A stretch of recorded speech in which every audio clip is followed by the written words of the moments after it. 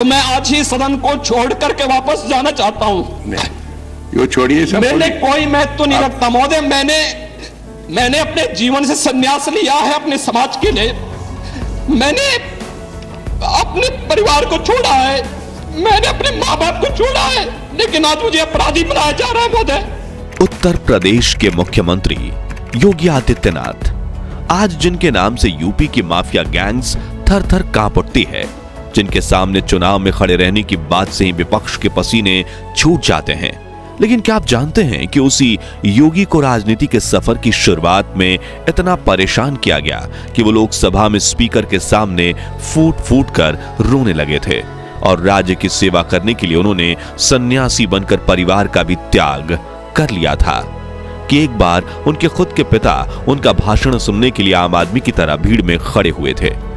तब अपने पिता को देखकर योगी जी ने क्या किया, और जैसे पिछले 15 वर्षों से योगी आदित्यनाथ ने अपने व्यक्तित्व की ऐसी काया पलट कर दी है कि जो उन्हें धमकाते थे आज वहीं उन्हें सलाम करते हैं। जानेंगे आज योगी आदित्यनाथ के जीवन से जुड़ी कुछ ऐसी अनसुनी कहानियां जो आपके दिल में उनके लिए आदर सम्मान को 10 गुना बढ़ा देंगी।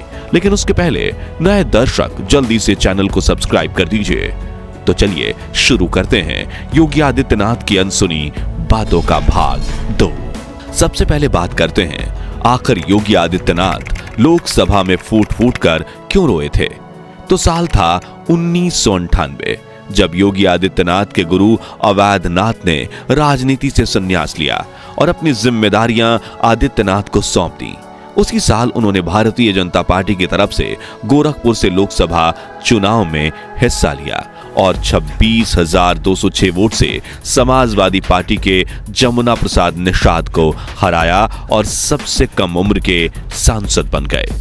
अहम आदित्यनाथ लोकसभाया सदस्यत्वेन निर्वाचितः निश्चितेन परमेश्वरस्य नाम्ना सपे। जिसके बाद 1999 और 2004 के लोकसभा चुनाव में भी उन्हें बहुमत से जीत हासिल हुई। लेकिन प्रदेश में समाजवादी पार्टी की सरकार थी, इसलिए उन्हें काफी मतभेद का सामना करना पड़ता था। साल 2007 में तो 5 बार के भाजपा सांसद रह चुके योगी आदित्यनाथ को मुलायम सिंह की सरकार ने 11 दिनों के लिए जेल में ही डाल दिया था, इस आरोप में कि उन्होंने सरकार के आदेशों का उल्लंघन किया है। इस तरह कई कठिन परीक्षाओं से गुजरने के बाद योगी आदित्यनाथ पूरी तरह से टूट चुके थे और 12 मार्च 2007 के दिन जब वो लोकसभा के सत्र में पहुंचे तो वहां अपनी आप बीती बताते हुए उनकी आंखों में आंसू आ गए।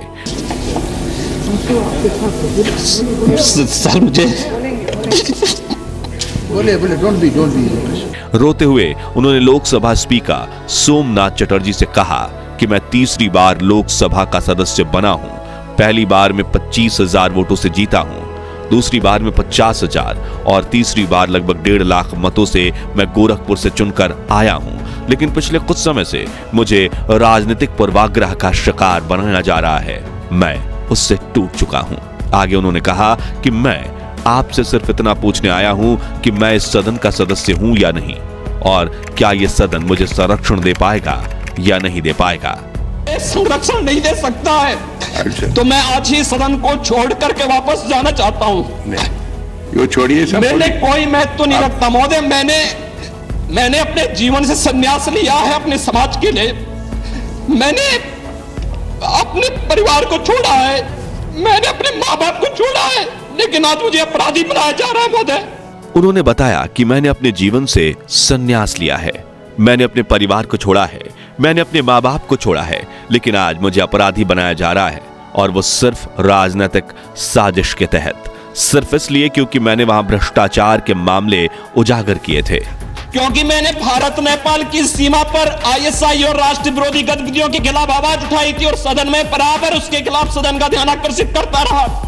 इस तरह वो कई बार राजनीतिक भेदभाव का सामना करने की बात कह चुके हैं, जिसे बताते हुए वो कई बार रोए भी हैं, लेकिन टूटे नहीं, बल्कि इस तरह उभर कर सामने आए कि 2017 में चुनाव जीतकर सीधा उत्तर प्रदेश के मुख्यमंत्री की कुर्सी पर बैठ गए, जहां पहले समाजवादी पार्टी के अखिलेश यादव बैठा करते थे और जब नरेंद्र मोदी की तरह योगी आदित्यनाथ भी एक बार कुर्सी पर बैठते हैं तो जल्दी छोड़ते नहीं। इसलिए 2022 में चुनाव में भी उन्होंने आसानी से जीत हासिल कर ली और आज उन्हें रोने वाले नहीं बल्कि रुलाने वाले राजनेता के नाम से जाना जाता है। समाज की सेवा के लिए त्याग दिया था परिवार, लेकिन कभी कम नहीं हुआ माता पिता के प्रति सम्मान और प्यार। दोस्तों, सन्यासी जीवन जीने के लिए आपको घर, परिवार, गांव सब कुछ त्यागना पड़ता है। साल 1993 में संन्यास लेने के बाद योगी आदित्यनाथ ने भी अपने परिवार का त्याग कर दिया था और फिर 30 वर्षों में वो अपने परिवार से नहीं मिल पाए थे, जिसके बारे में बात करते हुए एक बार योगी बताते हैं कि साल 2020 में 89 साल की उम्र में उनके पिता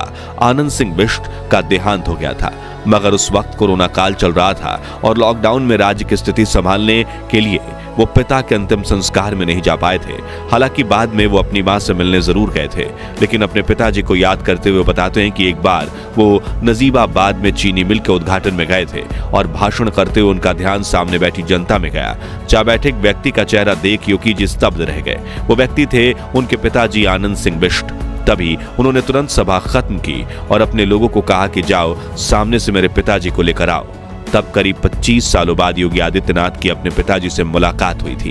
उन्होंने पिताजी के पैर छुए, फिर उनसे ढेर सारी बातें भी की। योगी आदित्यनाथ हिंदुत्व विचारधारा रखते हैं और जानवरों से उन्हें काफी लगाव है। वो गोरखपुर मठ की गौशाला में गायों को चारा खिलाते हैं और बंदरों को बजरंगबली का अवतार मानते हैं। इसी को लेकर उन्होंने एक दिलचस्प कहानी बताई थी, जब मथुरा के लोगों ने शिकायत की थी कि हमें बंदर काफी परेशान करते हैं, जो सुनकर उन्होंने कहा था, मैंने कहा बजरंगबली की आरती करना शुरू करो, हनुमान चालीसा का पाठ कर दो, बंदर कभी नुकसान नहीं पहुंचाएगा। योगी कहते हैं कि आपने मेरे फोटोज देखे होंगे, जिसमें जब मैं गोरखपुर कार्यालय में काम करता होता हूं तब एक बंदर आकर मेरी गोदी में बैठ जाता है, लेकिन असल में वो पालतू नहीं बल्कि एक जंगली बंदर था। तो ये योगी आदित्यनाथ का पालतू बंदर बना कैसे? तो एक बार की बात है जब वो बंदर गोरखपुर में कार्यालय के परिसर में घूम रहा था, ठंड से ठिठुर रहा था, जिसे देख योगी आदित्यनाथ ने अपने कर्मचारियों से एक केला मंगवाया और उस बंदर को दे दिया। बंदर केला लेकर वहां से चला गया। अगले दिन वो बंदर फिर उसी समय उसी जगह पर आकर बैठ गया और योगी जी ने उसे एक और फल दिया, जो लेकर बंदर वहां से चला गया। इस तरह कई दिनों तक योगी जी बंदर को फल देते रहे। फिर 4 से 5 दिनों के लिए योगी जी किसी काम से बाहर चले गए। फिर भी वो बंदर रोज आता और उन्हें ढूंढने की कोशिश करता। फिर जब योगी जी कार्यालय में वापस आए तो एक दिन वही बंदर खिड़की से ताक झांक करते हुए उन्हें देखने की कोशिश कर रहा था। अब उसकी इन हरकतों को देखकर योगी आदित्यनाथ को हंसी आ गई, लेकिन उन्होंने फिर एक फल मंगवाया और कर्मचारी जैसे ही फल लेकर ऑफिस में पहुंचा तभी बंदर आकर योगी जी की टेबल के पास बैठ गया और जैसे ही उन्होंने बंदर को फल दिया वो फल लेकर फिर चुपचाप वहां से चला गया। तब से लेकर कई सालों तक रोजाना वो बंदर ऑफिस में आता, योगी जी की गोद में बैठ जाता और फल लेकर वहां से चला जाता। इस तरह योगी आदित्यनाथ की उस बंदर से घनिष्ठ मित्रता हो गई थी। दोस्तों, योगी आदित्यनाथ जब से उत्तर प्रदेश के मुख्यमंत्री बने हैं तब से कई लोगों का कहना है कि वो मुस्लिम विरोधी हैं, लेकिन अगर हम गहराई से आदित्यनाथ की शख्सियत और उनके जुड़े लोगों पर नजर डालें तो ये तमाम बातें निराधार नजर आती हैं। जी हां, आदित्यनाथ जिस गोरक्षपीठ के महंत हैं और जिस गोरखनाथ मंदिर के वो मुखिया हैं, उसके अहाते में ही दर्जनों मुस्लिम परिवार दशकों से बेखौफ होकर अपना व्यापार कर रहे हैं। एक दूसरे से सटी हिंदू और मुस्लिमों की दुकानों में कभी किसी तरह का विरोध नजर नहीं आता है। इसके अलावा योगी के साथ जुड़े उनके सहयोगियों में भी कई मुस्लिम ही हैं। उनकी टीम में जावेद नाम का लड़का जो हमेशा उनके साथ रहता है वो मुस्लिम है।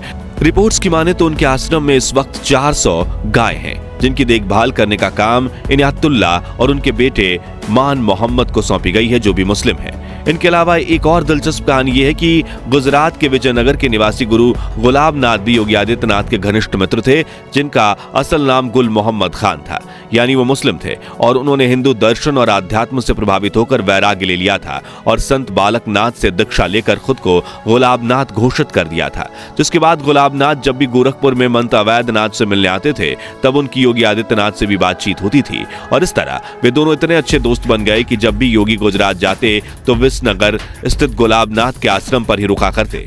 योगी आदित्यनाथ से जुड़ी कुछ और दिलचस्प बातें ये भी हैं कि उमा भारती के बाद योगी आदित्यनाथ भारत के दूसरे ऐसे मुख्यमंत्री हैं जो हमेशा गेरुआ रंग के वस्त्र पहनते हैं। वो कानों में अष्टधातु से बना लोहे का कंडल पहनते हैं, गले में सोने की चेन में रुद्राक्ष की माला, कभी कभार वो रेबन के काले चश्मे भी पहनते हैं। योगी नाश्ते में दलिया, चना, सूखे मेवे और मौसमी फल खाते हैं। योगी अक्सर व्यस्तता के चलते दोपहर में भोजन नहीं करते और रात में 4 चपाती, 1 कटोरी दाल, खीर और हरी सब्जी जरूर खाते हैं। वहीं सोने से पहले 1 गिलास गर्म दूध पीते हैं। आज भी मंदिर परिसर में उनका दरबार लगता है, जहां वो लोगों की शिकायतें सुनते हैं और हर मुमकिन मदद करते हैं। 7 सितंबर 2008 को योगी आदित्यनाथ पर आजमगढ़ में जानलेवा हिंसक हमला भी हुआ था, जिसमें वो बाल बचे थे, लेकिन आज भी वो किसी से डरते नहीं है, बल्कि सीना तान कर चलते हैं और अपना हर फैसला उत्तर प्रदेश की जनता की भलाई के विचार करके ही लेते हैं।